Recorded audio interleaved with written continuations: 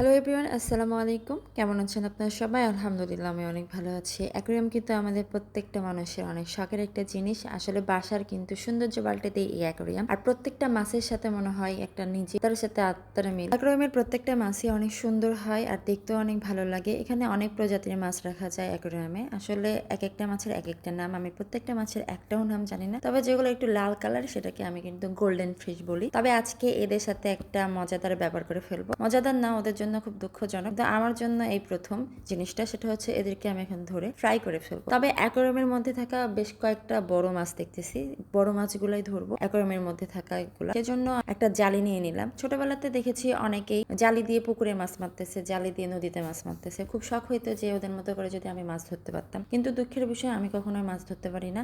প্রত্যেকটা মাছ আমাকে ছেড়ে চলে যায়। তবে আজকে কিন্তু যাবে না, আজকে কিন্তু ধরেই ফেলবো। অলরেডি আমি জাল ফেলে দিছি, এখন আমি আস্তে আস্তে এদের তোলার চেষ্টা করবো। বড় বড়গুলা বেছে নিচ্ছি, কেননা বড়গুলাই আমি ফ্রাই করে খাবো আজকে। জানি না অ্যাকোয়ারিয়ামের মাছ খাওয়া যায় কিনা, তবে আজকে আমি নতুন, তাই জন্য ভাবলাম যে ফ্রাই করে দেখি কেমন লাগে, কেমন টেস্ট লাগে। তাই জন্য এদের ধরে ফেললাম। তবে ধরার পর মনে হচ্ছিল যে আবার ছেড়ে দিই, কেননা খুবই কষ্ট লাগতেছে। আসলে শখের মাছ বলে কথা, এদের খাইতে গেলেও কিন্তু খুবই কষ্ট হবে, কিন্তু কিছু করার নেই। খুব শখ হলো যে মাছটাকে ফ্রাই করে ফেলবো। শখের জিনিস দ্বারা শখ পূরণ করতেছি, আসলে ভাবতে অবাক লাগতেছে। তবে একটা কথা, আসলে অ্যাকোয়ারিয়ামের মাছ খাওয়া যায় কিনা আমি আদৌ জানি না। কষ্ট কিন্তু আমারও লাগতেছে। আসলে নিজের শখ এভাবে বিসর্জন দিচ্ছি আরেকটা শখ পূরণ করার জন্য। অনেকেই অনেকের শখ এভাবে বিসর্জন দিয়ে আসছে। আমাদের দৈনন্দিন জীবনে এরকম এরকম কত শখ যে মানুষ কুরবানি দিয়ে যায় তা বলার মতো না। তবে আমি এই মাছটা ধরার পর একটা ফিল পাচ্ছি মনের মধ্যে, যে কষ্টটা। যারা অ্যাকোয়ারিয়াম পছন্দ করেন, যারা অ্যাকোয়ারিয়ামের মাছ পছন্দ করেন, হয়তোবা তারা আমার এই ভিডিও দেখে অনেক রাগান্বিত হবে। আসলে রাগান্বিত হওয়ারই কথা।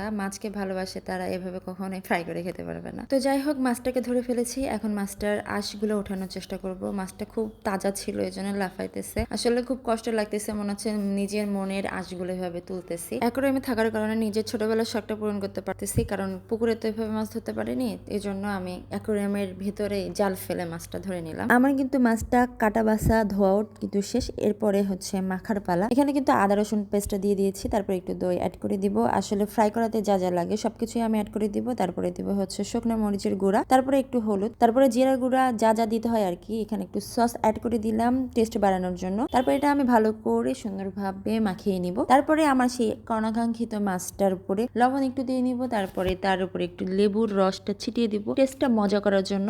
আসলে ফ্রাই করতে যা যা করার দরকার সবই করতেছি, কষ্টও লাগতেছে, কষ্টের মাঝে একটা ভালো লাগাও কাজ করতেছে। আমার মাখামাখি প্রায় শেষের পথে চলে এসেছে। এখন এটা আমি কিন্তু ডুবো তেলেতে ভেজে নেব সুন্দর করে। তার আগে বলে নিই, আমার পেজটাকে যাই ফলো করে দেননি অবশ্যই ফলো দিয়ে দিবেন, আর আমার ভিডিওটা রেগুলার দেখার চেষ্টা করবেন। আরো সুন্দর সুন্দর ভিডিও নিয়ে আপনাদের সামনে হাজির হয়ে যাবো। আজকের ভিডিও এই পর্যন্ত। সবাই আমার জন্য দোয়া করবেন এবং আপনাদের জন্য আমার দোয়া ভালোবাসা রইল। দেখতে কিন্তু অনেক জোস লাগতেছে, এটা কিন্তু আমি একটু সাজিয়ে নিব আপনাদের সুবিধার্থে এবং আপনাদের সুন্দর লাগাতে। আল্লাহ হাফেজ।